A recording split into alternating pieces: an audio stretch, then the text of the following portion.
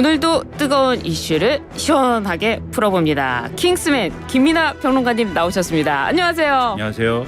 안녕하세요. 네. 안녕하세요. 몇 번씩 하는 건가요? 안녕하세요. D-Day 10 총선 판세. 총선이 벌써 열흘도 남지 않았습니다. 지난 주말에도 여야는 표심을 잡기 위한 총력전을 펼쳤는데요. 첫 휴일 유세에서 여야는 어디를 공략했나요? 아무래도 제일 중요한 승부처가 수도권이다 보니까 양당 모두 수도권에 힘을 집중하는 모양새였는데요. 특히 국민의힘은 경기 동남부권 그리고 더불어민주당은 한강벨트에 집중했다 이렇게 볼 수가 있겠습니다. 네. 한동훈 비대위원장의 경우에는 31일 하루에만 경기 분당, 용인, 안성, 이천, 광주, 하남 9개 선거구를 돌면서 지원 유세를 펼쳤는데요. 반면 이재명 대표는 자기 지역구인 인천 계양을에 집중을 했습니다. 아, 그렇군요. 각 당에서 이 총선 판세 어떻게 보고 있습니까? 일단 31일 뉴스원의 취재를 종합했다 이렇게 나온 이 보도를 보면은 254개 지역구에서 국민의힘이 한 80에서 90석 정도, 더불어민주당은 110곳 플러스 알파 이게 이제 우세 지역이다 이렇게 이제 얘기를 하고 있는데 그러면은 지금 이제 양당이 우세 지역으로 꼽히는 것 이외에 이제 의석수가 거의 이제 5, 60석 정도는 이제 경합 지역이다 이렇게 볼 수 있는 거 아니겠습니까? 그렇죠. 그래서 일단은 경합 지역 숫자가 많기 때문에 이 숫자를 보고 예단할 수는 없겠지만 전반적으로는 더불어민주당이 일단은 유리한 국면이다. 하지만 남은 기간이 있기 때문에 그 기간 동안에 여러 가지 변수가 남아있다 이렇게 보시면 되겠습니다. 아, 그렇군요. 그 각 언론사에 지금 여론조사들이 나오고 있는데 여론조사 이렇게 쭉 보시면서 우리 김민하 평론가님은 어떻게 예상하십니까? 오늘도 동아일보 이 여론조사가 이제 보도가 됐고 네. 그리고 한겨레 같은 경우도 여러 여론조사의 추세나 이런 것들을 분석을 해서 기사를 실었고 뭐 경향신문 같은 경우에 전문가들의 이제 분석이나 이런 거를 또 종합해서 기사를 실었는데 대체적으로는 양당의 어떤 자체 분석과 유사한 흐름들이 나타나고 있다라는 게 일반적인 결론입니다. 그래서 일단은 정권 심판 여론이 지금 상당히 강하고 그리고 그것 때문에 국민의힘의 지지층이 결집이 안 되고 있기 때문에 그 이후로 더불어민주당이 유리한 국면인 것은 맞다 이렇게 일단은 봐야 되는데 네. 근데 계속 말씀드리지만 남은 기간이 이제 9일이 남은 거잖아요. 네. 그리고 지금 뭐 뒤에 말씀드리겠지만 양문석 후보 문제라든지 그다음에 야당에 이제 소위 말하는 부동산 논란이 있는 후보들의 문제가 있기 때문에 이런 게 어떻게 영향을 미칠 거냐. 그리고 또 지금 윤석열 대통령이 오늘 또 대국민 담화를 하는데 네. 현안에 대한 입장 표명 이런 것들이 어떻게 나올 거냐 등등이 남아 있어서 이 문제에서 국민의힘이 얼마나 또 모멘텀을 마련하느냐 이런 것들을 지켜볼 필요가 있겠다 이런 느낌입니다. 아, 그러시군요. 분석은 9일 뒤에 해주시는 거군요. 그때 분석을 그때 하면 늦고 네. 9일 뒤에는 이제 개표를 해야 되겠죠. 개표를 했는데. 네. 예. 개표를 하고 이제 그 결과에 따라서 울고 웃는 각 당 후보들의 모습이 TV에 많이 나오겠죠. 알겠습니다. 그 남은 9일 동안 말씀 주신 대로 판세가 흔들릴 만한 변수가 좀 남아 있는데요. 이 지금 뭐 선거판이 되면요. 아시다시피 좀 발언 수위가 막 올라갑니다. 많이 올라간 것 같은데요. 특히 한동훈 비대위원장이 그동안은 그 공식 선거 운동을 시작하기 이전에는 좀 하지 않던 이런 발언이나 이런 것들도 이제는 공식 선거 운동 진행되니까 네. 나오고 있다 이런 기사들이 많이 나오는데요. 가령 이제 이재명 대표의 과거 뭐 발언이라든가 또 김준혁 후보 있지 않습니까? 그렇죠. 민주당에 예. 군 뭐 위안부 비하 발언이라고 이제 보도가 되어 있는데 박정희 대통령 관련 발언이라든가 뭐 이런 것들 또 양문석 후보의 편법 대출 논란 이런 것들을 거론하면서 쓰레기 같은 말 뭐 정치 멋같이 하는 사람들 경멸한다 이런 얘기들을 이제 하는 그런 상황들이 이어지고 있습니다. 네. 더불어민주당의 경우에는 한동훈 비대위원장 입이 쓰레기통이 되고 있다라면서 격하게 반응을 하고 있는 그런 상황인데 네. 그러니까 양쪽에 이제 어떤 서로를 비난하는 수위가 높아지고 있는 그런 상황이다라고 볼 수 있는 거죠. 이게 계속 비판 수위가 높아지는데요. 그만큼 뭐 총선 열기가 달아오르는 게 아닌가 생각이 듭니다. 이 한동훈 비대위원장이요. 이 조국혁신당 조국 대표를 겨냥해서도 사실 지금 목소리를 높이고 있거든요. 공격을 안 할 수가 없겠죠. 그렇죠. 이제 공격을 이제 무엇으로 할 것이냐. 네. 근데 한동훈 비대위원장이 심지어 이제 당면까지 이제 얘기를 하면서 공격을 하고 있습니다. 한동훈 비대위원장이 인천 연수구 옥련시장 지원 유세에서 허경영 씨 말고 자기 이름으로 당 만드는 주류 정치인 받느냐, 우리 정치가 상상할 수 있느냐 라면서 후진국 중에 그런 나라가 있는데 권력을 잡은 사람들은 자기 가족 범죄를 방어하기 위해서 모든 것을 해도 되고 반대하는 사람들을 탄압하는 나라가 있는데 대한민국은 그런 나라가 아니지 않느냐 이렇게 주장을 했거든요. 네. 그러면서 동훈당이라면 말이 되겠느냐. 네. 당 이름이 이상하다 이렇게 주장을 했습니다. 그러게요. 근데 동훈당이 아니라 조국 혁신당이라고 하면 한동훈 당 뭐 이렇게 해야 되지 않을까요? 글쎄요. 중간에 이제 뭐 글자를 넣어야겠죠. 뭘 넣어야 될지는 뭐 고민이 필요하겠습니다만. 그러게 말입니다. 이 자꾸 이렇게 나오는 변수들이 보면요. 이제 언론에 검증이 시작되고 있는 것 같은데 부동산 그리고 또 아빠 찬스 이런 부분들은 중도층에게 굉장히 영향을 줄 수 있는 의혹들이거든요. 여야 모두 상대 후보를 향한 난타전을 벌이고 있다고 하는데요. 국민의힘은 이제 양문석 후보 네. 에 대해서 이렇게 주장을 했습니다. 경제활동이 없는 대학생 자녀가 11억이라는 거액의 사업자 대출을 받았는데 그거 결국 대출 기간을 속인 게 아니냐. 그런데 왜 양문석 후보는 이것을 가지고 사기꾼이라고 하는 거에 대해서 반발을 하느냐 이런 것을 꼬집었고 그리고 이것을 통해서 피해자가 없다고 이렇게 주장을 했는데 피해자가 없으면 꼼수 대출해도 되는 거냐 이렇게 따져 묻고 있는 그런 상황입니다. 그리고 홍영훈 후보의 경우에 소위 말해서 이제 아빠 찬스로 꼼수 중요한 거 아니냐 이런 이제 지적이 있는 건데 우리 청년들에게 박탈감을 안기고 있다라면서 강하게 비판을 하고 있는 그런 상황인데요.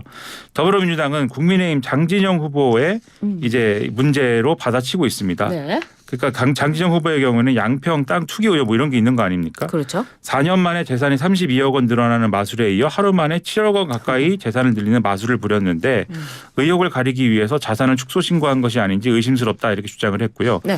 또 국민의힘 조수현 후보의 경우에는 국회의원 후보가 전세 사기 주범을 변호한 것이라는 의혹이 있는데 그게 가당키나 한 것이냐라고 지적을 하기도 했습니다. 서로가 서로를 향해 가지고 지적을 하고 있네요. 이에 대해서요. 오영환 새로운 미래의 총괄 상임 선대위원장도 목소리를 냈습니다. 네, 조국혁신당, 더불어민주당, 국민의힘 등에서 다 논란이 되고 있는 후보들이 공천이 되고 있는데 여기에 대해서 철회하고 대국민 사과를 해라 이런 주장이었습니다. 네. 그러면서 선거가 시작이 됐는데 정책과 비정 경쟁은 보이지 않고 전관예우, 비리, 아빠 찬스, 편법 대출, 막말, 내로남불만 판치고 있지 않느냐. 이런 이제 조국혁신당, 민주당, 국민의힘의 경우에 국민 눈높이에서 벗어난 불공정 후보 공천을 즉각 취소해야 된다 이렇게 주장했습니다. 그 후보 자질에 대해서 각 당을 다 비판을 했네요.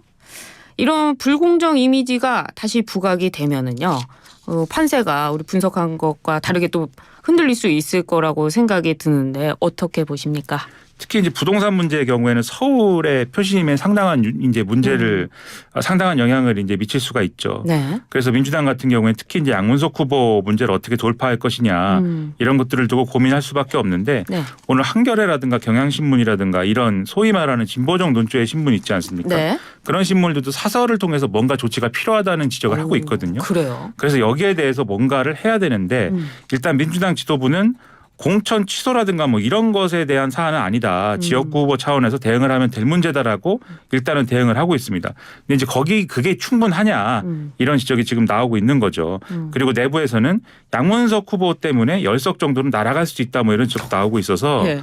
이게 어떻게 이제 귀결될 거냐. 그거는 상당히 이제 뜨거운 문제인데 네. 반면 이게 결국은 이제 예를 들면 불공정 이미지라든가 뭐 이런 문제가 사실은 또 상대도 있는 문제이기 때문에 네. 결과적으로는 중도층이 이것 때문에 뭐 예를 들면 한쪽으로 결집한다든지 이런 문제는 아니다라고 하는 지적도 신문에 일부 지적이 있어요. 그런 얘기하는 분도. 네. 근데 이제 다만 결과적으로는 이런 문제가 보수층을 결집시킬 것이다. 네. 그래서 앞서 이제 보수층이 결집이 안 되고 있어서 네. 지금 국민의힘의 분위기가 안 좋다고 말씀드리지 않았습니까? 네.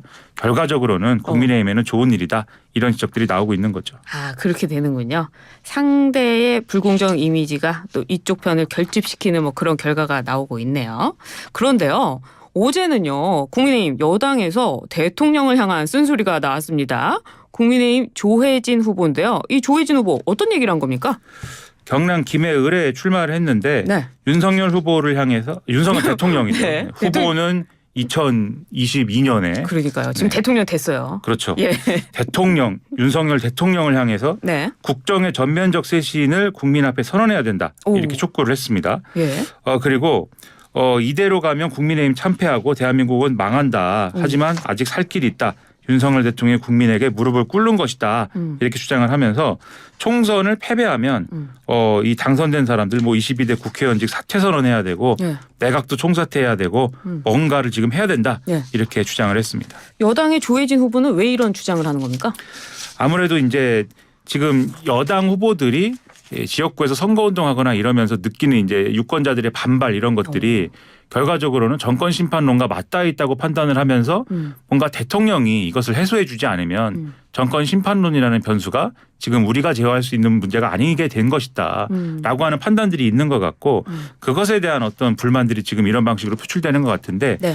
경남 김해을에 출마한 후보자다라고 말씀드렸잖아요. 예. 이분이 원래 지역구 여기도 아니거든요. 사실. 그래 맞아요. 그렇죠. 다른 데로 옮겨진 후보여서 더 어려운 데다가 또 영남권에서 이렇게 얘기한 거지만 사실 수도권 후보들도 비슷한 이제 감각을 갖고 있거든요. 그래요. 그래서 그런 부분들이 사실 좀 이심전심하는 부분도 있는데 다만 당내에서는 또 네. 다른 의견도 있다고 합니다. 지금 이렇게 예를 들면 대통령이 사과를 하거나 이런 것들이 오히려 하책 중에 하책이다. 오히려 보수층이 더 분열된다. 이런 지적도 있다고 해서 뭐 이게 받아들여질 것이냐는 미지수지만 그만큼 부담과 압박이 큰 것이다. 후보들 입장에서는 그런 얘기인 거죠. 그렇군요. 이재명 대표는 이에 대해서 악어의 눈물에 속으면 안 된다. 이렇게 말하던데요. 그렇습니다. 이재명 대표는 네. 이 이동할 때마다 차 안에서 이제 유튜브 방송을 하고 있거든요. 개인 방송을 하나 보죠? 그렇죠. 오. 그런데 이렇게 얘기했습니다. 국민의힘이 지금까지 수없이 반성한다, 잘못했다 해놓고 단 한 번도 스스로를 바꾼 적이 없다. 그러니까 이런 얘기하는 것도 또 다른 대국민 사기 행위다. 이렇게 주장을 했고 본격적으로 국민의힘 정부가 읍소 작전을 시작할 것 같다. 참패할 것 같다는 얘기도 나오는데 다 엄살이다. 이렇게 얘기를 했습니다. 하여튼 뭐 선거 전에는 읍소해서라도 표를 한 표라도 더 얻어야 되니까 뭐 이런 작전도 쓰는 거 아닌가 또 생각도 듭니다. 그런데요 오늘 윤 대통령이요 대국민 담화를 발표한다고 합니다. 윤석열 대통령이 의료 개혁과 관련해서 대국민 담화를 한다고 하는데요. 어떤 메시지가 나올까요? 대통령실 대변인실이 언론 공지를 밤에 했습니다. 네. 밤에 속보가 나왔는데 의료개혁 의사 증원 추진 경과에 대해 국민 여러분께서 여전히 궁금해하신다는 의견이 많아서 대통령이 국민께 드리는 말씀을 통해 직접 소상히 설명드릴 예정이다. 이렇게 밝혔습니다. 네. 그러면 내용은 의사 증원과 관련된 거, 의대 증원과 관련된 것이라는 거는 우리가 추정 가능한 건데 네. 결국 그러면 2,000명 증원 입장은 어떻게 되는 거냐 여기에 관심이 쏠리는 거 아니겠습니까? 그렇죠. 그런데 오늘 언론 보도를 보면 이거는 전망이 좀 갈리는 것 같아요. 그래요? 조선일보 같은 경우에는 네. 2,000명 증원 입장을 예를 들면 변경하는 취지는 아닌 것 같다라는 가닥을 일단 잡고 있는데 예. 또 다른 언론 같은 경우에는 지금 앞서 당내에서 이 부분은 좀 바꿔줘야 되는 거 아니냐라는 지적이 계속 있다고 말씀드리지 않았습니까? 네. 그래서 반영이 될 수도 있고 또 대통령의 경우에 주말에 교회에 가서 네. 이제는 민심을 좀 따라야 된다라는 메시지를 또 내기도 했거든요. 네. 그럼 좀 변화의 기류가 읽히는 거 아니냐 이렇게 네. 해석한 언론의 좀 신문도 있는데 대통령실의 언급이나 이런 걸 보면 네. 대통령이 마지막까지 고민하지 않겠느냐라는 언급이 있어요. 네. 그래서 결과적으로는 네. 봐야 알겠지만 지금 신문 언론도 네. 갈리고 있다 이렇게 갈리고 말씀드리겠습니다. 결과적으로는 봐야지 알 것 같다. 뭐 다 그렇죠. 사실 지금 어떻게 알겠습니까? 예측이 네. 안 되는 거다. 그렇죠. 알겠습니다. 그런데 총선 전에 이 갈등을 해결해야 된다는 목소리가 더 높지 않습니까? 아무래도 이제 예. 총선 전에 해결하지 않으면 그 지금 같은 상황에서 의대 교수들도 지금 계속 자발적 사직서를 제출하는 상황이고 네. 그리고 여러모로 이제 이 병원에서 치료받아야 되는 이제 환자들의 그렇죠. 입장도 그렇고 예.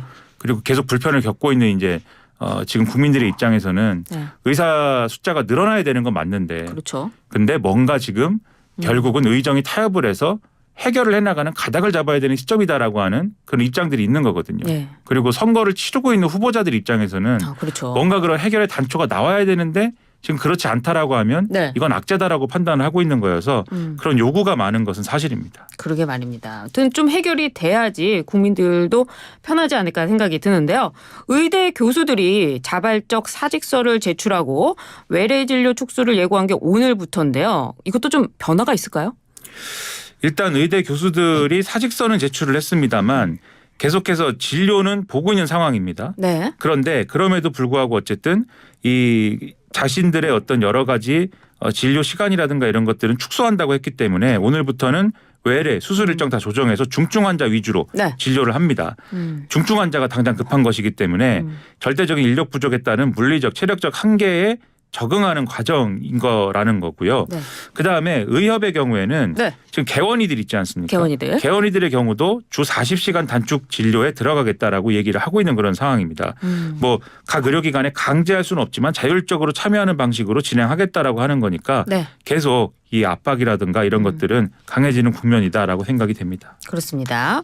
그런데 이 주말에 안타까운 소식도 있었습니다. 물에 빠진 아이가 목숨을 잃는 사고가 있었다고 하는데요. 이 물웅덩이에 빠져서 심정지 상태로 구조된 만 2세 여자아이가 대형 종합병원으로 이송을 요청하는 과정에서 목숨을 잃었다라는 안타까운 소식인데요. 생후 33개월인데 이 모양이 비닐하우스 옆 1.5m 웅덩이에 빠졌는데 부모에 의해서 구조가 됐지만 119 구급대가 도착해서 상태를 확인했을 때 이미 맥박과 호흡이 없던 상태였다라는 네. 겁니다. 그리고 이제 심폐소생술을 실시했고 근처 병원으로 이동했고 간단한 치료를 받았고 호흡이 돌아온 상태가 됐지만 네. 상급병원 진료가 필요하다는 판단하에 전원을 준비를 하고 있었는데 이 전원이 안 된 거예요 결국. 안 됐군요. 그렇죠. 이 충남, 충북, 네. 대전, 경기 지역 병원 10곳에 환자를 받아줄 걸 요청했지만 9곳에서 거부가 됐고 한 곳에서 이 전원을 수용을 했지만 그러나 이때는 이미 이제 이 아이가 숨진 상황이었다라고 하는 겁니다. 너무 늦었군요. 이것이 지금 이 의대 증언에 따른 이 집단 사직과도 관련이 있다 이렇게 봐야 되는 걸까요? 일단은 이제 경찰의 어떤 법리 검토 내용이나 네. 또 수사가 진행되고 있는 상황이나 또 언론 보도나 이런 것들을 종합하면 전공의들이 집단 이탈한 것이나 이런 것과는 직접적인 관련이 없다라고 봐야 될 것 같습니다. 그런데 네. 다만 이게 이제 지방에서 일어난 사건이지 않습니까? 그렇죠. 그러니까 직접적으로는 지방 의료가 지금 부실한 상황과는 연관이 있다. 예. 이렇게 볼 수가 있어서 이제 의대 증언의 어떤 필요성이나 이런 것들을 보여주는 어떤 그런 사례로 볼 수는 있다. 네. 이런 분석들이 언론에 나오고 있습니다. 그렇군요. 이 소식은 여기까지 전해드리기로 하고 이번에는 GTX-A 소식으로 좀 넘어가 보도록 하겠습니다. 동탄에서 서울로 오는 거 굉장히 시간 오래 걸리는데요. GTX-A가 개통되면서 출퇴근 20분 시대를 열었습니다. 첫날 2만 명 가까운 승객이 이용했다고 하는데요. 그렇습니다. 일단 GTX-A는 뭐 전체 노선은 파주 운정부터 이 동탄까지 가는 건데 일부 구간을 일단 개통을 한 것이죠. 그래서 수서 동탄 노선이 개통을 한 건데 네. 이 GTX-A 노선이 30일 첫 운행을 시작을 한 겁니다. 그런데 개통 첫날 30일에만 하루 총 18,949명이 이용을 했다라고 국토교통부가 밝혔다. 굉장히 많이 이용을 했다라는 거죠. 여기 동탄에서 한번 오신 적 있으세요? 동탄에 간 적이 없습니다. 아, 그러시군요. 저는 뭐 와본 적이 있는데. 네. 제 고향 수원은 수원 사람인데 네. 이거 못 하십니까? 동탄은 간 적이 없고 네. 전 수원시 권선구에만 살아가지고. 그렇군요. 네. 죄송합니다. 이 동탄에서 수서까지 자가용도 그렇고 버스도 그렇고 굉장히 오래 걸리는데 이게 지금 얼마까지 단축된 겁니까? 지금 수서역에서 동탄역까지 정차 시간 포함해 약 20분 걸린다라고 하는 건데 네. 제가 제 고향 수원 말씀드렸는데 네. 수원에서 사실 강남 가는 것 1시간 이상 걸리고 있기도 하고 그러거든요. 그것도 있는데. 그렇죠. 예. 근데 동탄이라고 하면 더 멀고 그래서 네. 광역버스로 지금 80분 이상 예. 수서 동탄을 왔다 갔다 해야 되는데 GTX 타면 이제는 20분 만에 오갈 수 있게 됐다라고 한다는 점에서 네. 사람들이 많이 만족해한다라는 거고 이게 사실은 SRT나 이런 걸 이용할 수도 있지만 그것에 비해서도 가격이 저렴하다라는 거거든요. 그래요. 그 점에 있어서도 많이들 만족감을 표시하고 있다고 합니다. 그렇군요. 예. 오늘 그 GTX-A는 일부 구간만 개통이 됐다고 하는데요. 그럼 나머지는 또 언제 예정돼 있습니까? 전 구간은 2028년에 개통 예정이고요. 네. 앞서 말씀드렸듯이 GTX-A는 파주 운정에서 출발해서 고양, 서울, 성남, 용인 지나서 화성 동탄까지 연결되는 총 11개역의 82.1km 노선입니다. 그렇군요. 알겠습니다. 오늘 1부는 여기까지 하도록 하겠습니다. 1부 마칩니다.